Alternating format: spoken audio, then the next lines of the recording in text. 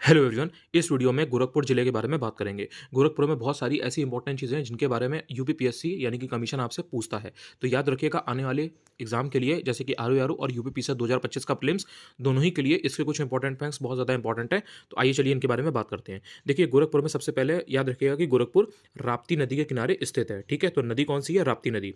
दूसरी चीज़ ये है कि गोरखपुर में ही न्यू गोरखपुर आवासीय योजना है।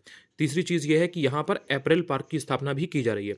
चौथी चीज़ इंपॉर्टेंट है कि टेक्सटाइल पार्क कहाँ पर है? तो टेक्सटाइल पार्क गोरखपुर में है। इसको यहाँ पर ट्रांसपोर्ट नगर भी है। ठीक है, तो दूसरी चीज़ ये है कि सरयू महोत्सव कहाँ लगता है? तो सरयू महोत्सव गोरखपुर में लगता है। बहुत इंपॉर्टेंट है, याद रखिएगा। इसको फैजाबाद या अयोध्या से कंफ्यूज मत होइएगा इसके साथ। सरयू महोत्सव गोरखपुर का है। खिचड़ी मेला कहाँ पर लगता है? तो खिचड़ी मेला गोरखपुर में लगता है। याद रखिएगा यहाँ पर गोरखपुर से आपको पता भी है कि गोरखनाथ का मंदिर भी है, जो कि नाथ संप्रदाय का सिद्धपीठ माना जाता है गोरखनाथ मंदिर। याद रखिएगा गीता प्रेस और गीता वाटिका, हालांकि ये उतना इंपॉर्टेंट नहीं है लेकिन एक बार पूछा रह चुका है तो इसलिए आपको एक बार देख लेना है। गीता प्रेस और गीता वाटिका गोरखपुर में ही है। इसके बाद बात की जाए अगर रामगढ़ ताल की, तो रामगढ़ ताल आपने फोटोज वगैरह में भी देखा होगा, वीडियोज भी देखे होंगे यूट्यूब पर। तो रामगढ़ ताल गोरखपुर में है। याद रखिएगा कि जो गोरखपुर है वो टेराकोटा इंडस्ट्री के लिए बहुत ज़्यादा पॉपुलर है। टेराकोटा उद्योग के लिए गोरखपुर बहुत ज़्यादा पॉपुलर है। इसके साथ ही साथ आपको याद रखना है कि गोरखपुर का जो औद्योगिक विकास प्राधिकरण है, यानी कि गोरखपुर में जो इंडस्ट्रियल डेवलपमेंट अथॉरिटी है, उसको गीडा बोला जाता है और ये 1989 में स्थापित हुई थी। याद रखिएगा नक्षत्रशाला यानी कि प्लेनेटेरियम ये गोरखपुर में किस नाम से है? वीर बहादुर सिंह के नाम से नक्षत्रशाला है, यानी कि वीर बहादुर सिंह प्लेनेटेरियम कहाँ पर है? गोरखपुर में है। याद रखिएगा मदन मोहन मालवीय जी के नाम से टेक्नोलॉजी का यूनिवर्सिटी है, तो इसको मदन मोहन मालवीय प्रौद्योगिकी विश्वविद्यालय बोलते हैं। गोरखपुर में है, ये बहुत इंपॉर्टेंट है।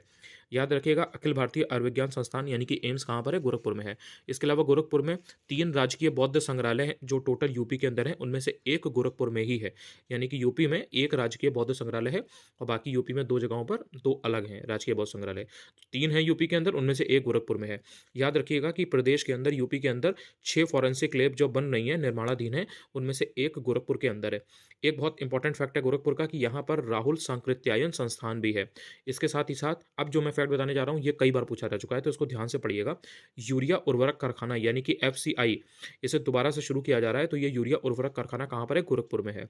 अगर बात की जाए सोहगौरा की, ये लोकेशन है, स्थल है, तो सोहगौरा कहाँ पर है? गोरखपुर में है। अगर बात की जाए चौरी चौरा की, जहाँ पे चौरी चौरा कांड हुआ था, तो ये चौरी चौरा जो है ये भी गोरखपुर में पड़ता है। अगर बात की जाए गोरखपुर की, तो ये यहाँ पर फुटवियर का इंडस्ट्री है। गोरखपुर में उद्योग है जूते चप्पल का, फुटवियर का। स्पेशली जो नेपाल है ना, वहाँ पे शूज़ वगैरह और चप्पल वगैरह, फुटवियर वगैरह थोड़ा सस्ती रहती हैं।